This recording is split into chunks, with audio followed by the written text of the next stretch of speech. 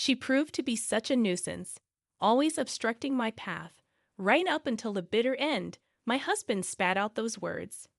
It made me question if he was truly human at all. He was insufferable, not only as a parent, but as a person. "I'm sorry. I will avenge you," I declared, standing before the funeral attendees, reading the letter left by my daughter. As I read, my husband's face turned ashen. "What the hell do you think you're doing?" my father-in-law's angry voice echoed. The revenge was about to commence. "My name is Elma, a 40-year-old housewife. I've been married to Carl for 15 years. We met in high school, becoming classmates in our sophomore year. We started talking after becoming desk mates and grew closer while working together on a school festival project. After the festival ended, he confessed, and we started dating. We continued dating through college. Carl moved out on his own, so I often visited his apartment. After graduation, we both started working and got busy, but we still made time for dates and meals out. Once we both started earning more, we enjoyed traveling during our holidays. I cherished those trips we took while dating. 3 years into our working lives, we decided to get married. We had saved enough for a wedding and had settled into our jobs, so it felt like the right time. Since we had dated since high school, we already knew each other's families, which made meeting the parents and house visits go smoothly. Many people attended our wedding, including our high school classmates, celebrating our union. Afterward, we started our married life, which was full of joy. Even though we'd been together for over 8 years since high school, we felt fresh and excited in our married life. It felt real when my last name changed to his. We were having a smooth marriage. 3 years later, our daughter Rosa was born. "Wow, she looks like an angel, so cute," Carl exclaimed, holding our newborn daughter. "I'll work my butt off to protect our family," he declared. "Thank you, be our rock," I replied. "You can count on me," he assured confidently. With a new member to protect, my husband seemed larger than life and very reliable. After giving birth, I worked part-time in his company. The first reason was to have more time with our child. Raising her was incredibly joyful. Every little milestone, like crawling or walking, was a moment of excitement, and I took countless photos and videos, like any proud parent. When I told Carl, he'd say, "I wish I could have seen that," with a tinge of regret. We spent blissful days playing with our daughter on his days off. As Rosa grew, she became conversational. We loved taking her to different places and letting her have various experiences. We were excited about thinking of her future dreams and the path she would take. But everything changed when Rosa was in the 3rd grade. I was working part-time when suddenly I got a call from the hospital. Rosa had collapsed during class. In a state of panic, I hurried to the hospital. My husband left work early to join me, and together we listened to the doctor's solemn words. That's when the shocking truth hit us like a tidal wave. Our daughter had a rare disease. Depending on the treatment, she probably had about a year to live, the doctor explained. My mind went blank. My daughter was burdened with an incurable illness. All that awaited us was the use of medication to ease the symptoms, with no guarantee of halting the relentless progression of the disease. We were devastated, grappling with the harsh reality of why such a small child had to endure this cruel fate. As time passed, her condition worsened. 6 months later, walking became a challenge, and she could no longer attend school. Our days were consumed by hospital visits and lying in bed at home. Gradually, she became bedridden. I had to quit my part-time job to care for her full-time. It was a necessary sacrifice, as anything could happen while I was away. Supporting her became our top priority. Around this time, my husband's demeanor underwent a drastic change. He easily fell into bad moods, and the atmosphere at home grew tense. When I welcomed him home with dinner, he'd respond with irritation, questioning my choice of fish. His complaints about every little thing persisted. The house felt peaceful and calm when it was just my daughter and me, but anxiety crept in whenever he was around. His irritability escalated, and he started coming home late, citing overtime work. Strangely, I felt relief when he stayed out late. The mental exhaustion lifted. Yet I couldn't shake the loneliness. He had stopped caring about our daughter's well-being. When I implored him to talk to her more, he dismissed it, claiming fatigue and declaring that taking care of her during the day was enough. 2 years had passed since her diagnosis, and she continued to fight against her illness with unwavering spirit. Despite her strength, my husband refused to acknowledge her efforts. Instead, his overtime increased, and he started staying out overnight without a message to me. The days without him felt strangely comfortable, even when he was home. Our interactions were minimal, and he seemed to sense the tension, avoiding unnecessary conversations. Strangely, my daughter, in the midst of her struggle, noticed the growing distance between us. "Did you and Dad fall out?" she asked one day. "You hardly ever talk when you're together, right?" "Most of the time." I could hear voices, and it sounded like they were arguing. "I'm sorry. I didn't mean to worry you, but it's okay. We're not on bad terms, really. Yes, true, Dad's just really busy with work, so when he's home, he's resting. That's why I don't talk to him much so he can get some rest." I reassured our daughter. "Oh, I see," she responded, a little relieved but still seeming sad that her dad wasn't talking to her much. "Did Dad start to dislike me after I got sick?" she asked with a hint of worry. "That's not true at all. A parent can't hate their child. Like I said, he's just busy with work. Don't worry, he doesn't hate you, okay?" I comforted her. After putting our daughter to bed and leaving her room, I sighed. Why am I causing her to worry like this? She's in a life-or-death situation, and I'm troubling her with this. Gathering my courage, I spoke to my husband when he came home. "Hey, Rosa is feeling lonely. She's wondering if you started to dislike her after she got sick," I admitted. My husband, who had been listening reluctantly, seemed surprised that our daughter would say such a thing and finally looked at me. "Yes, she did. So please, even if it's just a little, talk to her. She's lived past the life expectancy she was given, so it wouldn't be strange if we lost her anytime. Let's make sure neither of you has any regrets, okay?" I pleaded. "I got it," he said begrudgingly and in a low voice. The next day, being Sunday, I deliberately created time for just my husband and daughter to be together. I went out to the store for a couple of hours. When I returned home, I asked him, "Did you get to talk to Rosa?" He replied, "Yeah, we talked about various things." I was glad if it was for our daughter's sake, but then my husband started to get ready to go out. "Are you going somewhere?" I inquired. "Yeah, I'm going out to eat with a friend. Why don't we all have dinner together as a family?" I suggested. "Ah, I've been invited, so I can't say no. I've done my part by talking to Rosa. It's time for you to let me go." Saying that, he left the house, leaving me puzzled. What does he mean by "let me go"? I felt like nothing had been resolved. Maybe my husband was just going through the motions out of obligation. At that moment, I decided to stop expecting anything from him. It was enough if I cherished our daughter. That's what I thought. I focused more on making conversation with her. Then, one day, my husband came home in a bad mood. "Hey, get dinner ready quickly," he demanded. I had stopped trying to say anything to my husband, so I prepared dinner, put it in front of him, and was about to go to our daughter's room when he stopped me. "Hey, pack a week's worth of clothes in the duffel bag. I've got a business trip. Make sure you pack all the essentials, like the razor too." After saying that, he went to take a bath without even clearing his dishes.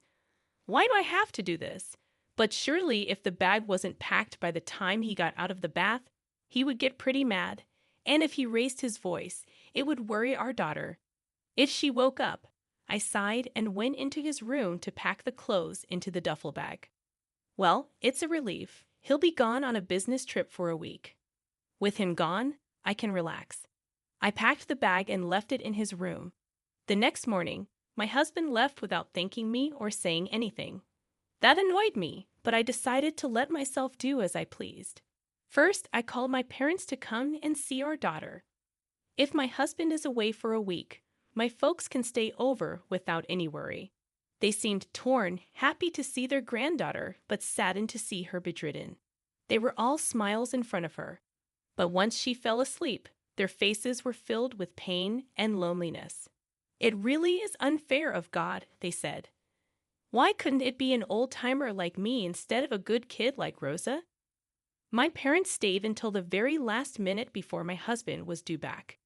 As time went on, Rosa's condition worsened, and she had to be hospitalized. I was gripped with fear that the inevitable might be near. I visited her in the hospital every day, but my husband never came. Instead, when he returned home early, he sent angry messages on WhatsApp, upset about dinner not being ready. At this point, beyond sighing, I thought it might be better without a husband who couldn't cherish his own daughter. However, his work, painful as it was to admit, allowed me these moments with her. Not only my parents but also my in-laws came to visit her often at the hospital. Rosa always seemed happy when someone came to see her. We even celebrated her 12th birthday in the hospital room, where the nurses prepared a cake, and we all celebrated together. But about a month after her birthday, Rosa's condition worsened, and she passed away. I was devastated, breaking down in tears. The reality shattered my emotions. My parents tried to comfort me, but they ended up crying with me. Still, we had to see Rosa off properly. Together with my parents, I arranged and prepared for the funeral. There were things I had to do, all for Rosa. I managed to hold back my tears and proceed with the funeral arrangements. We arrived at the funeral parlor early before the other mourners. My husband, irritable about having to get up early after coming back from his business trip the day before, was infuriating. He hadn't been reachable when Rosa passed away, and he had the gall to say, "I was on a business trip. Even if you had contacted me, I could have made it back." He tried to light a cigarette in frustration. "Go to the smoking area, please," I said sharply. Tutting, he looked irritated. After I called him out, standing by the coffin on his way to smoke, he said something awful to our sleeping daughter. "You were such a pain, always in my way, right to the end." My husband spat out these cruel words as if they were nothing. Is he really human? He was the worst, not just as a parent, but as a person. I was rendered speechless by the horrible things he said. I couldn't move from the spot until my husband walked towards the smoking area. When I came to, I went straight to the coffin. "I'm sorry. I will take revenge in your place," I told my daughter, steeling myself with determination. I could never forgive him. Then the funeral began. Unbelievably, my husband, who had just said such terrible things, pretended to cry in front of the relatives, saying Rosa's name as tears streamed down his face. I knew it was an act because I saw him apply eye drops before walking up to the coffin. The relatives, not knowing any better, misunderstood and started crying too. Unforgivable. I would reveal his true nature no matter what. As the funeral was drawing to a close, it was time to read the letter left by my daughter. "What? There's a letter." My husband was clearly surprised, not having known about it. "Yes, there is. I have to properly convey the words she left behind to everyone." I stood before the funeral attendees and began to read my daughter's letter aloud at the microphone. The letter was mostly words of gratitude to me for the care I had given her. With each word I read, tears came and I choked up. The relatives also started to cry along. But as I got to the part about my husband, I took a deep breath. "To Dad," I read, as the tears naturally stopped. "Against Mom, who was always by my side. You seemed to avoid coming home as if you were avoiding us. Even when you came home, all I could hear was your voice yelling at her in my room. Dad used to make time to play with me when I was little, taking me on drives to all sorts of places. But after I got sick and became bedridden, Dad seemed like a completely different person. Mom always pretended to be strong in front of me, but I could tell she was really struggling with how Dad was behaving. It hurt me, thinking maybe it was my fault things turned out this way. But it seems that wasn't the case.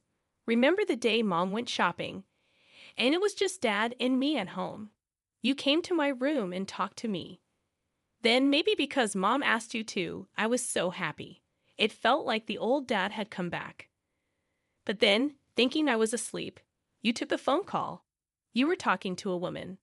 I couldn't believe what I was hearing. I know everything. You were planning a week-long trip. Did you enjoy the Disney trip you went on behind our backs?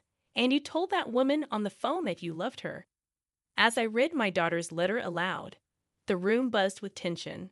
My husband stood there, pale as a ghost. What the hell are you doing? My father-in-law's angry voice boomed. The revenge had begun. My husband just stood there, speechless, stuttering. Ah! My father-in-law grabbed him by the collar and yelled, "You fool!"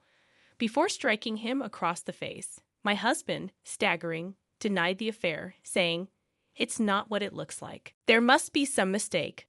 What's the mistake? Rosa would never lie, but I haven't had an affair. My husband stuck to his denials, holding the microphone. I've already caught you. Stop with the futile resistance. Yes, I had seen my daughter's letter beforehand and hired a private investigator. I had gathered plenty of evidence of my husband's affair. I showed the photo on my smartphone to everyone at the funeral. All the relatives attending glared at my husband. How could you go on an affair trip when your own child's life was hanging by a thread? You're finished as a human being. I didn't raise you to be such a terrible adult. Mom, Dad, you're no son of ours anymore. We disown you. My husband just collapsed on the spot, trying to escape the pain. I didn't want to face the reality that my daughter had become like that. What are you even saying? That's no excuse for having an affair. And if that were true, you would have spent more time with Rosa. Don't lie now when we've come so far. And I heard from your parents. You were asking them for money for Rosa's medical expenses because it was so costly. I never heard a word about it. That means you were using the money your parents sent for your own pleasure, right? You exploited your daughter's illness to collect money and have an affair, didn't you? Don't give me that. How dare you do such low things and then talk about suffering? Rosa was the one suffering the most, fighting desperately to survive her illness. To have a father like you, Rosa was the one to be pitied. You're not wanted at this funeral. Get out of here right now. I shouted at my husband with all my might. He fell on his butt, let out a small yelp, and then hurriedly ran away from the place. After that, I reset and continued with my daughter's funeral. When it was over, my in-laws apologized deeply and offered to help with the divorce and alimony in any way they could. I proceeded with the divorce and demanded alimony through a lawyer introduced by my father-in-law. But that wasn't enough for me. I took the house my husband had bought and also told everyone at his workplace about what he had done. My ex-husband, who had made it to the position of manager, quickly lost all credibility at the company. He was demoted and sent to work in a remote location. He asked his affair partner to come with him, but she promptly dumped him, saying she had no interest in a man without money. In the end, to his affair partner, my ex-husband was just a rich plaything. My ex-husband was abandoned by his parents and relatives, left to work alone in a distant place, living a lonely life in his house. It's all what he deserves, and honestly, I'd like to beat him up to my heart's content if I could. Meanwhile, I sold the house I got from my ex-husband and moved back to my parents' house. With the alimony from my ex-husband and his affair partner, I had a considerable amount of money. I didn't feel like working for a while after my daughter passed away, but gradually, I started to think more positively and began working part-time at a cafe near my parents' house. Mom's homemade cake. Rosa loved it so much. I remember my daughter saying that. Now, I bake sweets every day while working at the cafe and honing my pastry skills. I hope to one day serve my own creations on the menu, and just like how my daughter was happy eating my cake, I want to see someone else smiling while eating my cake. For my daughter's sake, I have to live my life to the fullest. With that thought, I put my all into working towards my dream. Today, thank you for watching the video all the way to the end. If you resonated with the content, please leave a positive